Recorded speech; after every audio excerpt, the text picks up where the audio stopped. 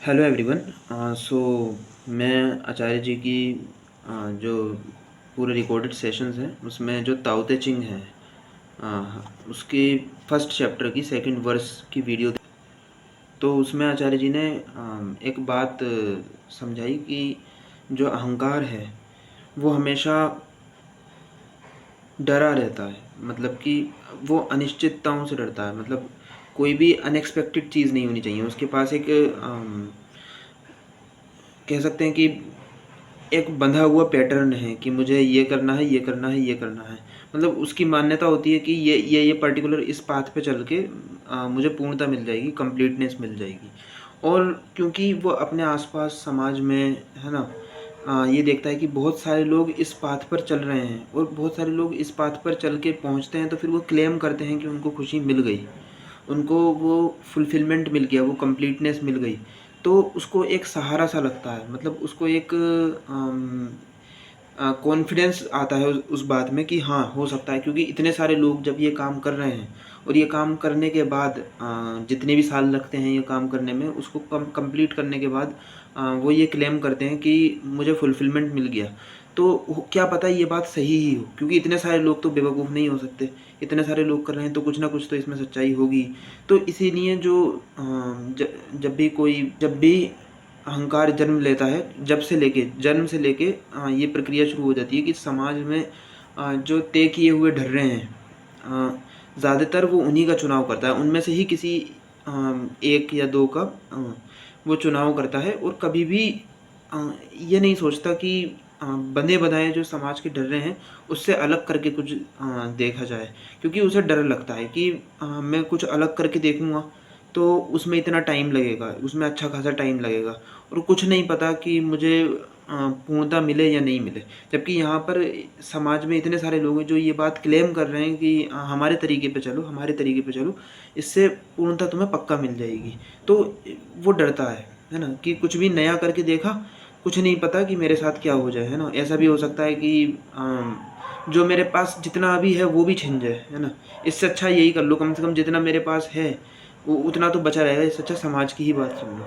तो जो भी उसके थोड़े छोटे मोटे स्वार्थ हैं वो सोचता है कि कम से कम इन्हें तो बचा के चलो, है ना। क्या फ़ायदा ये भी लूट जाएं। तो इस वजह से वो कोई भी नया चीज़ करने से डरता है। और क्योंकि पूर्णता कभी प्रकृति में मिल नहीं सकती, है ना। पूर्णता कभी भी प्रकृति के अंदर कभी भी जितनी भी पूर्णता अहंकार खोज ले, उसको कभी फुलफिलमेंट नहीं मिलेगा।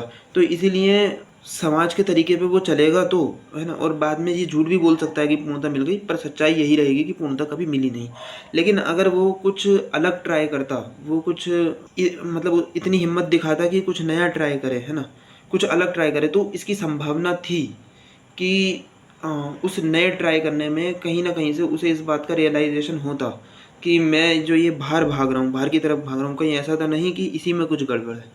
तो इसी से रिलेटेड जो मेरी लाइफ़ है उससे भी मैंने ये चीज़ रिलेट करी कि जो मैं बीएससी कर रहा था जब डीयू में, तो वहाँ पर हमें जनरल इलेक्टिव चूज़ करने होते थे। जो एक तो होते थे कोर सब्जेक्ट, और उसके अलावा होते थे हमारे जीई, जिनको हम बोलते थे जनरल इलेक्टिव्स। उसमें हम अपनी मर्ज़ी से किसी भी सब्जेक्ट को चूज़ कर सकते थे जो हमारे इंटरेस्ट के सब्जेक्ट हैं। तो मैंने ये चीज़ नोटिस करी कि मैं जैसे ही वो चूज़ करने का टाइम आया, तो मैं अपने आप को ये पाता था कि मैं अपने दोस्तों से बात कर रहा हूँ। मैं ना चाहते हुए भी अपने दोस्तों से बात कर रहा हूँ कि तुम क्या चूज़ कर रहे हो, है ना।